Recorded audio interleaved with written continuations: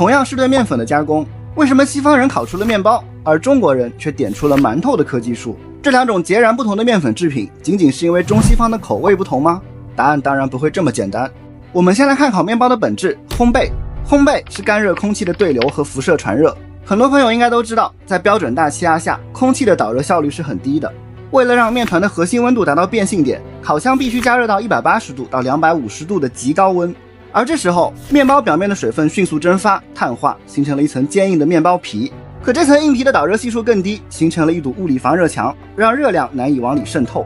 所以，烤面包不仅需要一个巨大的、极度消耗能量的实质烤炉，还需要漫长的烘烤时间和大量的燃料供应。这就出问题了，朋友们。中国古代在很长一段时间里是极度缺乏燃料的。在华夏文明早期，黄河流域其实森林茂盛，可随着青铜时代和铁器时代的到来，华夏先民们开始大规模砍伐森林，用以熔炼金属、烧制陶器、开垦农田。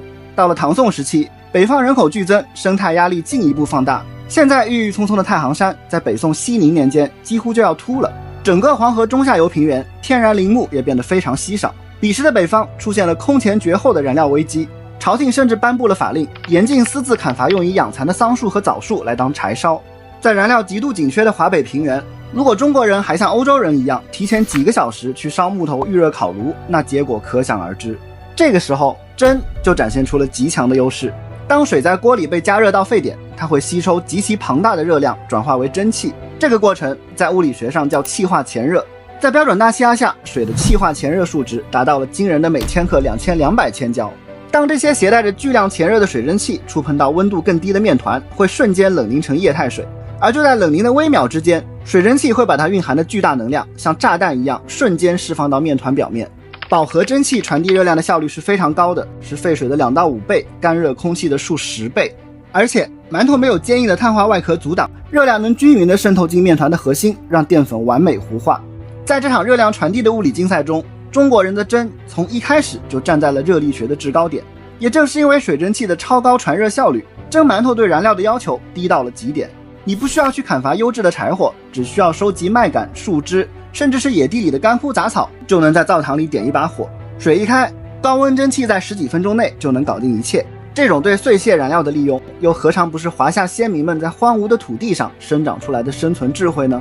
而除了燃料的因素，面包和馒头的分野也跟我们所处的气候以及小麦的精度有关。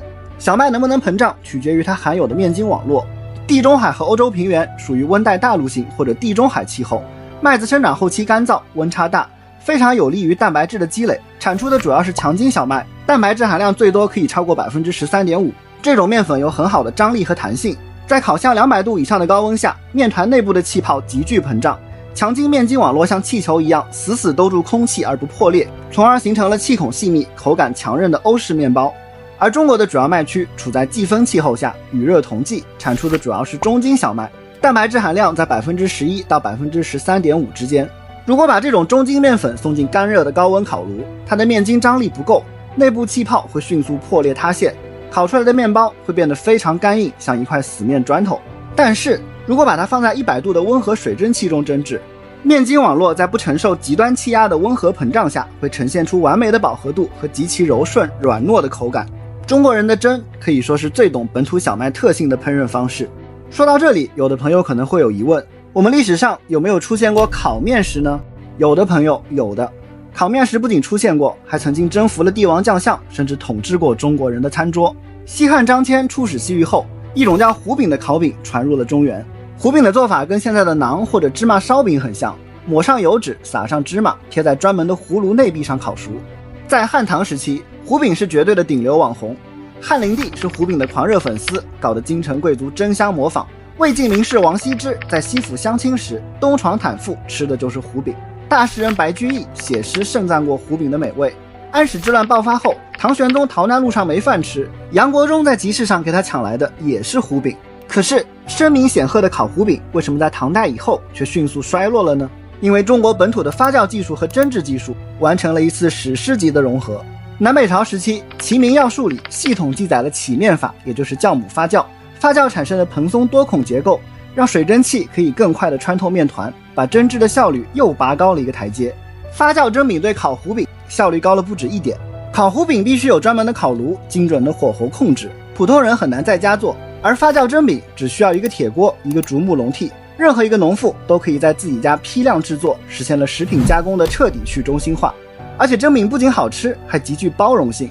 16国时期的后赵皇帝石虎喜欢吃里面夹着干枣、核桃仁的开花蒸饼。唐肃宗李亨当太子时陪父皇唐玄宗吃烤羊腿，切完肉顺手用蒸饼把刀上的油脂擦干净吃掉，还得了个勤俭节约的美名。而到了宋代，随着北方燃料危机的爆发，高能耗的烤糊饼彻底无力回天，蒸饼也就是馒头成为了华夏文明当之无愧的主食霸主。好，我们最后再说个冷知识，在中古时期的欧洲，面包也不是谁都有资格吃的。由于建造一个耐高温能蓄热的石质烤炉成本极高，而且非常消耗硬木燃料，导致烤炉这种生产资料迅速被领主们垄断，这在历史上被称为领主炉垄断制。在12世纪到18世纪的法国，法律明文规定，普通农民建造私人烤炉那是违法的，所有的领民必须把自己揉好的面团长途跋涉送到领主的公用烤炉里，由领主雇佣的烘焙师进行烘烤。这可不是免费的，你必须为此交纳高昂的费用，通常是你面包总量的10几分之一甚至更多。领主们甚至会雇佣森林警察四处搜查，谁要敢偷伐木材，罚款都是轻的。但在中国，我们的器物科技树走向了一条完全相反的去中心化道路。我们对蒸的驾驭伴随着上万年的陶器演进史。早在距今 1.2 万年的新石器时期，广西南宁的先民们就已经用陶釜来水煮食物了。到了5000年前的良渚文化和石家河文化时期，底部分布着透气圆孔的陶甑以及复合针具眼已经开始在平民家庭里出现了。而到了汉代，随着生铁冶炼技术的爆发，廉价耐用的生铁釜灶开始普及，逐渐进入了千家万户。汉代的龙首青铜灶甚至设计成了可拆装一灶三锅的集成灶结构，能够同时蒸、煮、炒。这说明什么呢？说明在华夏大地上，没有任何一个人能够垄断蒸笼和炉灶。竹子编的蒸笼，粘土烧的陶甑，制作成本低到可以忽略不计。任何一个普通人都可以在自家的灶头上用极少的燃料把面粉变成熟食。这种去中心化的工具分布赋予了中国社会巨大的生存弹性。说到底，面包还是馒头并没有优劣之分，只不过松软香甜的馒头是祖先们在数千年的博弈中为我们做出的最精妙、最坚韧的生存选择。